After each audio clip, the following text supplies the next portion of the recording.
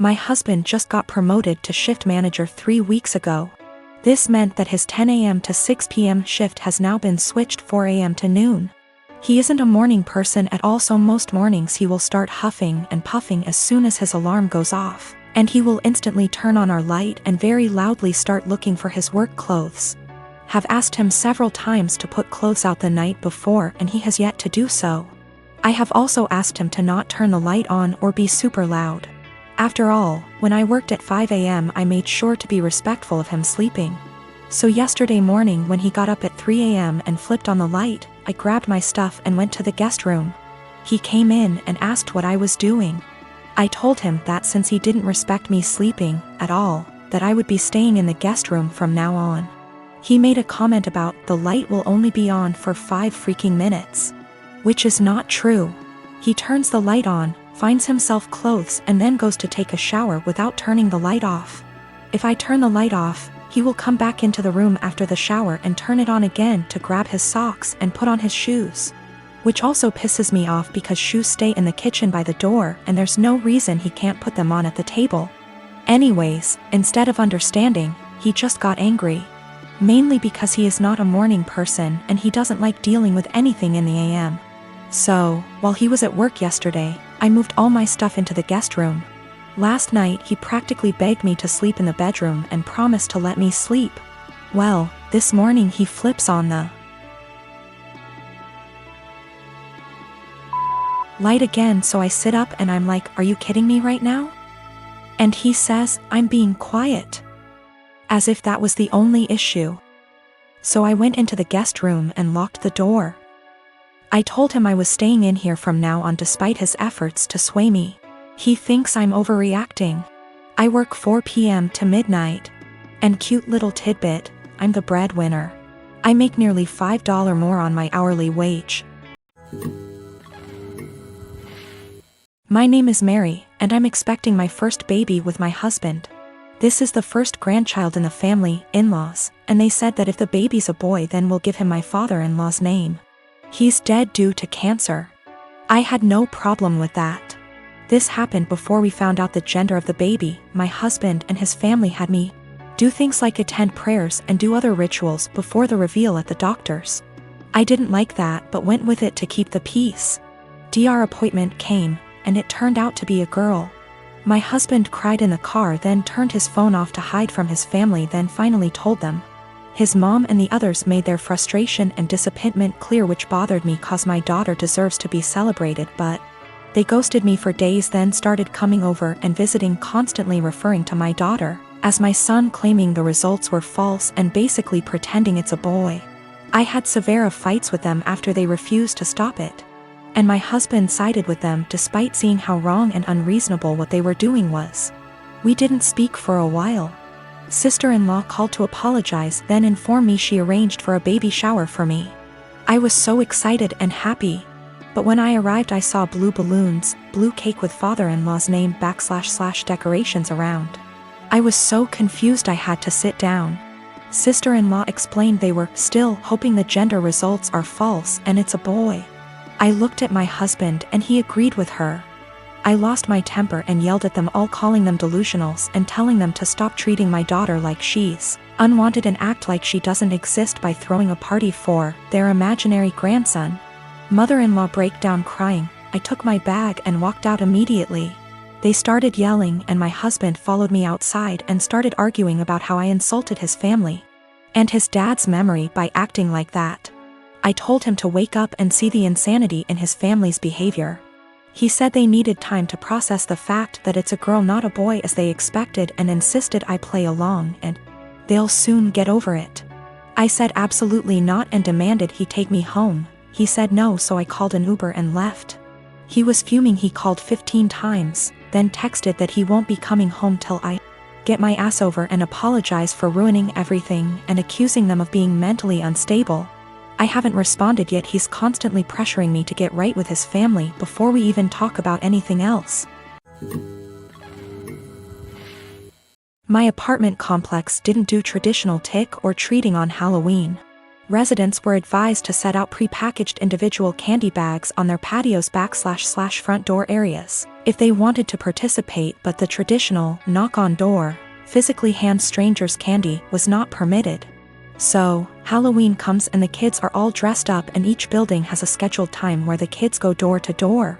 I ended up having to work late, so my neighbor offered to walk my kids around with hers at our building's scheduled time. About 45 minutes later, my kids came home with a small bucket of candy. 6 little goodie bags each from individual apartments that participated. Everything was fine. And my kids didn't say anything weird had happened. They were just excited to eat candy once they got home. The next day I took my kids to the park directly across from our apartment complex. My neighbor was there with her kids as well. The kids were playing and she took out one of those individual goodie bags with candy in it from her purse and started to loudly rummage in it. She ate several pieces of candy and my daughter eventually noticed. Ran up and asked if she could have a piece, and my neighbor responded, "Nope, this is my tax candy. Remember that this was my reward for taking you trick or treating last night." I was a little weirded out by that statement and asked what she meant. She said that since she is the one who had to take the kids out, she took 5 bags from each of my kids as a tax.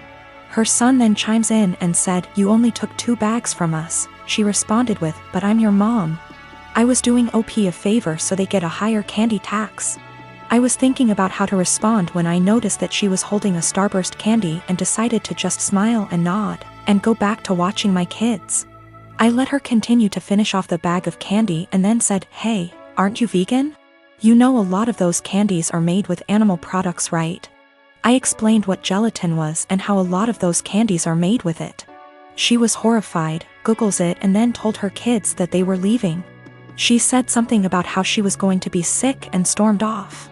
Now she's giving me dirty looks every time we see her and won't let her kids play if she shows up at the park and we are there. My husband thinks I'm an asshole cause I should have either not said anything about the gelatin or said something right away when I noticed. I don't think it's my job to tell a vegan what is and isn't vegan though, and she deserved it for stealing candy from little kids. When we got home from the park after the gelatin incident, I sat my kids down and asked why they didn't tell me that the neighbor took half of their candy. My oldest kid is 6 and my youngest kid is 4. 6-year-old explained that as they went door to door during their designated trick-or-treating time, she would have my 4-year-old grab 2 bags instead of 1 from each apartment for the majority of them. She explained it to my kids that they were grabbing extra bags for her to be handed over at the end as taxation. So either freaking way she was directly taking candy from my kids or taking candy from other kids through mine. As for the authenticity of her vegan sim, I may have exaggerated when I said super vegan when I first posted this. She claims to be vegan and is very in people's faces about the benefits, etc. It's 100% about the health side. She brags about veganism curing cancer, diabetes, even some mental health issues. I have never once heard her talk about the benefits for animals. She also sells herbal tea products, customized gym clothing, etc., so she totes a pretty big vegan lifestyle. If that makes sense. Now for the gelatin. She knows what gelatin is, she knows what it's made out of, she knows that there are obvious things that she can't eat. But she had no idea that a lot of candy specifically had gelatin apparently. When I told her that they had gelatin in it, she knew what gelatin was but Googled the candies to see if I was correct. I think she is either really dumb or she eats non-vegan stuff all the time when no one's watching, and had to pretend to be horrified about it at this point. Cause a lot of you guys have pointed out that you literally can't be vegan and not know these things. I'm not vegan, I'm not even freaking vegetarian, and I know these things. I'm 23. I've known I was adopted all along. For whatever reason, I became obsessed with learning more about my birth parents at age 13. I was told all my life that my parents met both of my birth parents before I was officially adopted.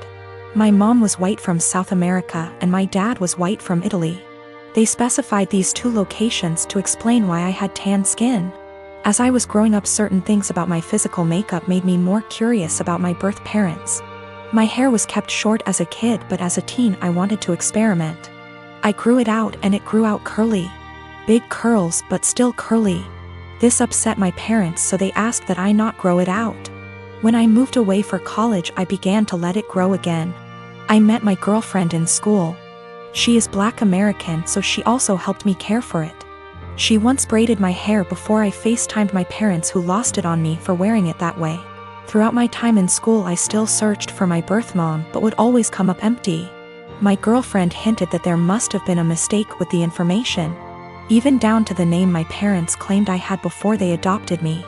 She gifted me a DNA kit on my birthday that I didn't get around to until the lockdown hit.